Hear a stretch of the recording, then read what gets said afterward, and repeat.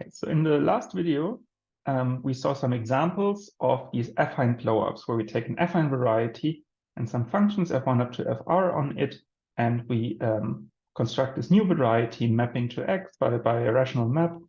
And we saw that this thing only changes x along this vanishing locus here. And now we want to generalize this and blow up more general closed subvarieties of some variety x. And the first thing that we need to check is that it's not so important which exact functions we blow up here. It's only important what ideal they generate. So if x is affine and these functions are given, then this blow-up actually only depends on the ideal generated by this. This should be a subset equal a of x. So more precisely, if you have a second set of generators, f1 prime up to fs prime, which generate the same ideal j, then we can find this diagram. Here is the blow-up of the first set of functions, the blow-up of the second set of functions, and then there's an isomorphism connecting them. And moreover, this isomorphism satisfies that it commutes with these projection maps to x. So somehow it doesn't change those, it just changes this upper part. And we're going to see how this works now in the proof in some more detail. So by assumption,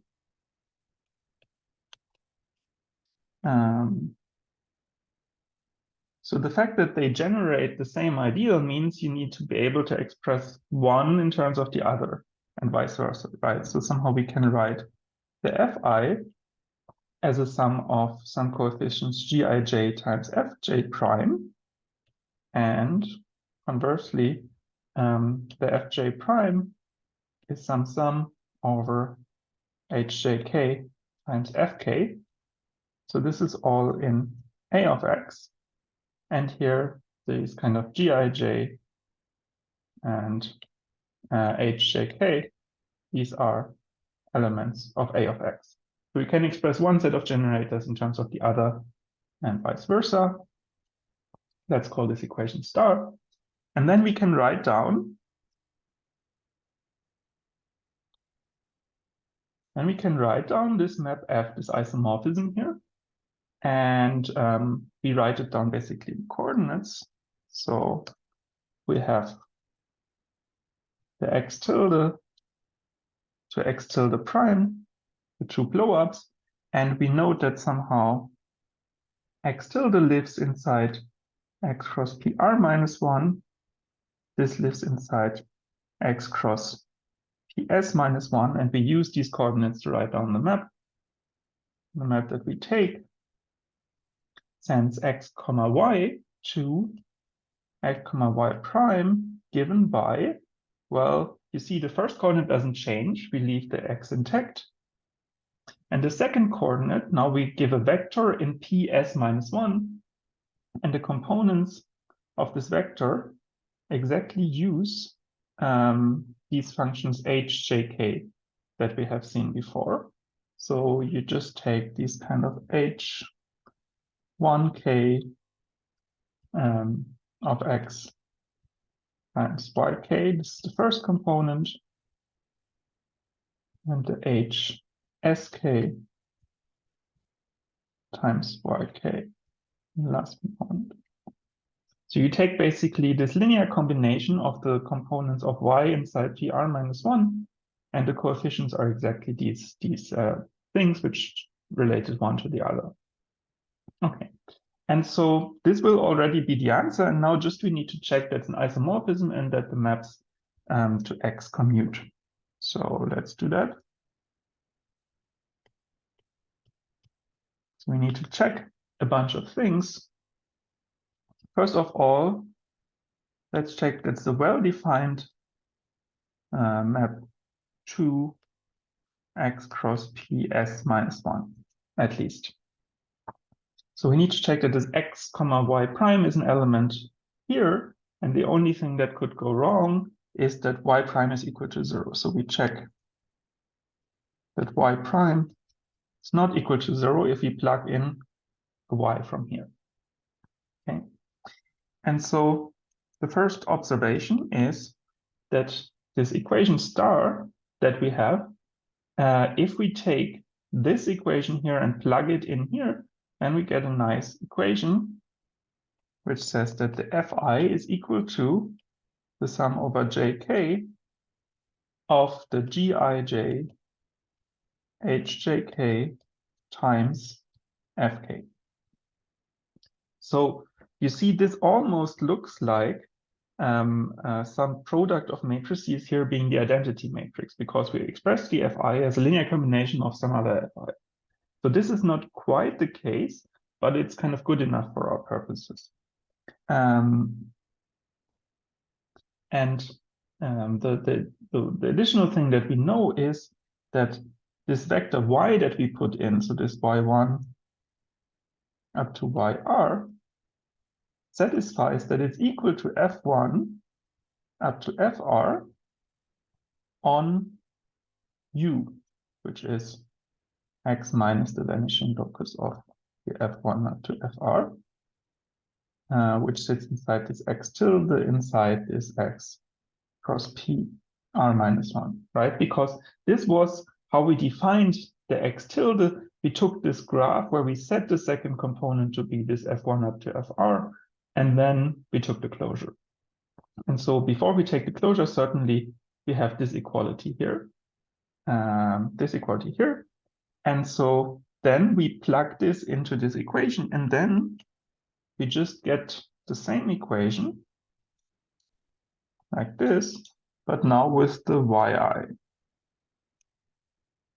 And this equation holds on u. And then we observe now, you see this term here, these are exactly the components of y prime. So this here is exactly yj prime. And first of all, this equation holds on u. And then we have already seen this kind of trick. Once some algebraic equality holds on a variety, it also holds on its closure. So we also get it on u bar, which is x tilde. And now we're in business, because now assume we want to check y prime is not equal to 0. So if it was not the case, so if y prime was equal to 0, then you see all these numbers would vanish, and so the yi would vanish. And so y would be 0. But this is a contradiction to the fact that xy was assumed to be an x cross p r minus 1. And p r minus 1 is not allowed to have all components be 0. Okay, so this was just checking that this is a well-defined map of sets. And then we have already seen that from now on you can start checking these things yourself, that if you write down such a very nice algebraic combination of these coordinates, then it's still a morphism, so that you can verify for yourself. And so we do get a morphism, first of all, to this x cross ps minus 1. So from here to there. Now we want to check its image is contained in this x tilde.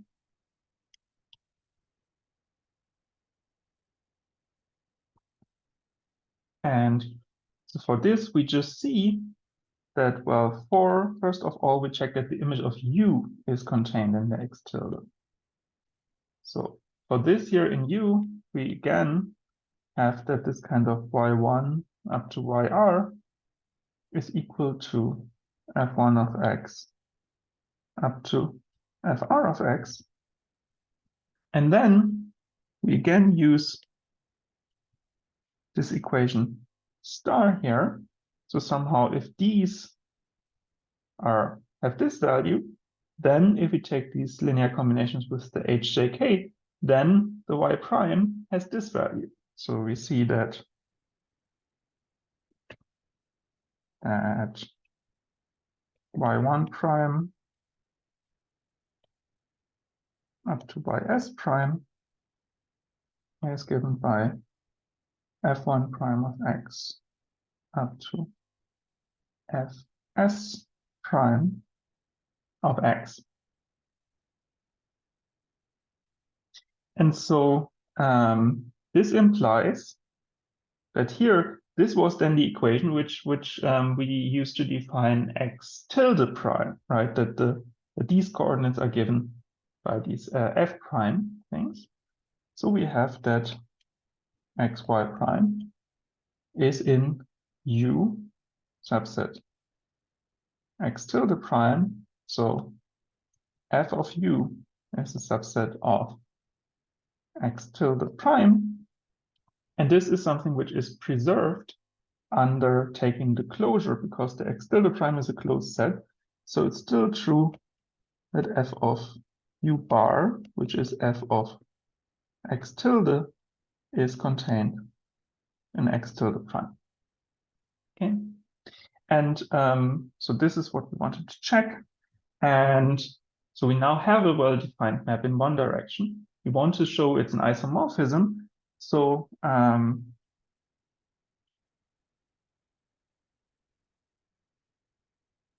this, we just observe that that the inverse map is given by the symmetric construction.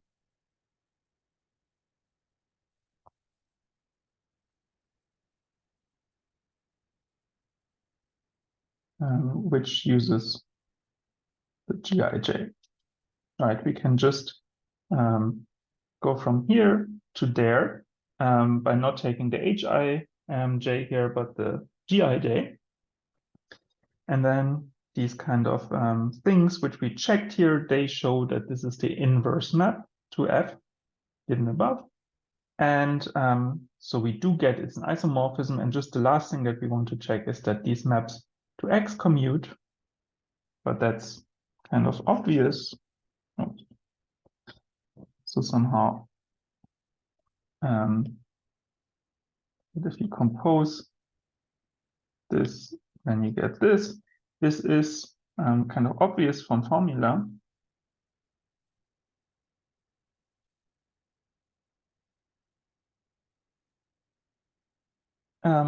Because, well, we see in this formula, the X component wasn't changed. And so the projection just forgets the Y prime or the Y, and X is intact. And so this isomorphism also commutes these maps. Okay, so this finishes this proof. And so now we know the blow-up only depends on the ideal generated by the functions. And this allows us now to construct various generalized blow-ups. So if X is affine and J is an ideal inside A of X, which we can choose with some generators, then we can define the blow-up of this ideal just as the blow-up of the set of generators. And the lemma tells us this is well-defined.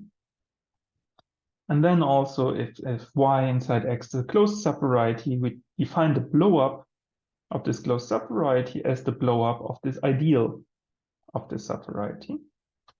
And so, for example, this blow-up of the affine space at these x1 up to xn, this is exactly the same thing as the blow-up of the affine space at the origin, at this y equals to a single point. And a note of caution, it is not the case that this blow-up only depends on the vanishing locus of the ideal.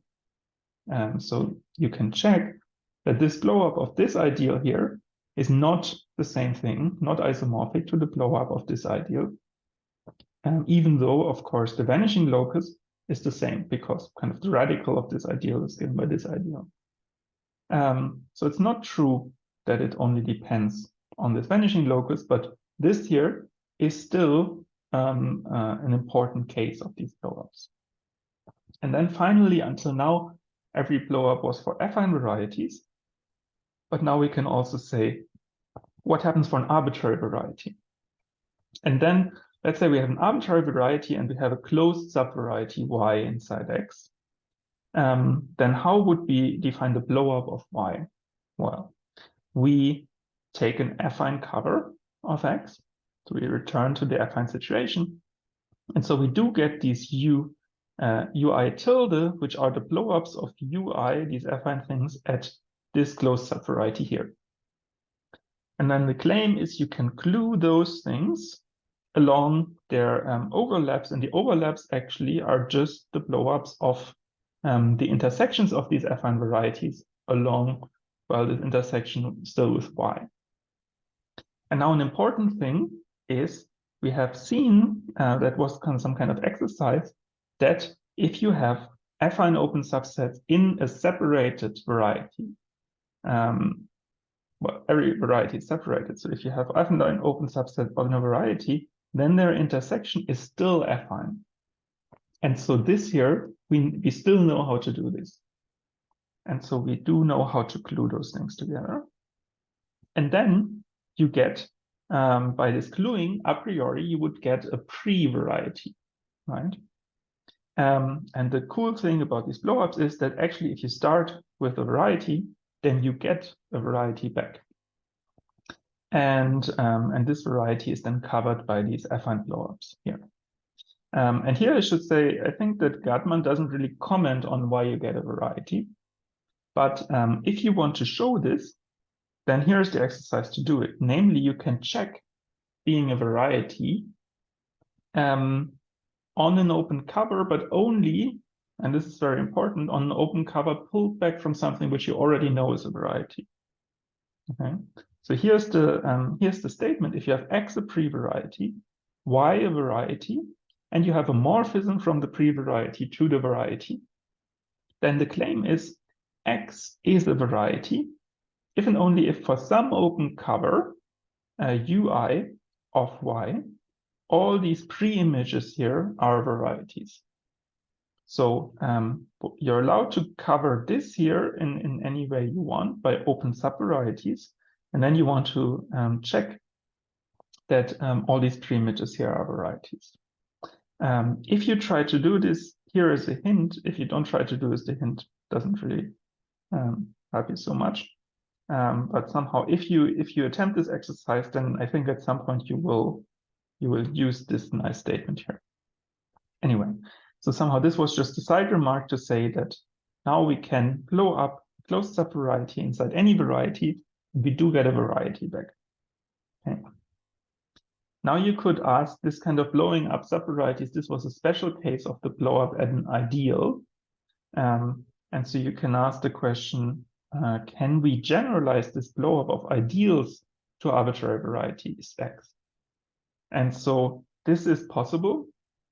And in this case, somehow this J, I mean, it will no longer be an ideal inside some fixed ring, but it will be a sheaf of ideals in this sheaf of functions on X. And I'm not going to say much more about this. We're not going to really use it, but at least I wanted to mention that this blowing up ideal still can be generalized, but we're not going to do it here. The final thing that I want to mention is that there's a kind of special case of blowing up varieties when the variety is projective, because as we have seen in many cases, for projective things, we can develop this own language of homogeneous polynomials. And this is still the case here. So if X is projective and you have a set of homogeneous polynomials of the same degree, that's important here, then we can kind of imitate this blow-up construction. What we can do is we can take the open set U again, which is the complement of this projective vanishing locus of all of these functions. And then we can write down a graph of a map from U to PR minus 1 given by these homogeneous polynomials of the same degree. This is this graph. And then taking the closure inside the full product here gives you the blow up of this kind of set of functions here. So this is basically like a definition, this kind of projective blow up. And a cool thing is that we know that the product of this projective variety X with PR minus 1 is still projective. This is a closed thing inside this projective thing. So this means this blow up will automatically not just be a variety, but a projective variety. And this is called the projective blow up. And this can be pretty useful. You don't have to patch together these affine blow ups. You can just directly write this here as a closure. And yeah, sometimes this is important. Okay, so this was everything I want to say about these generalized blow up constructions.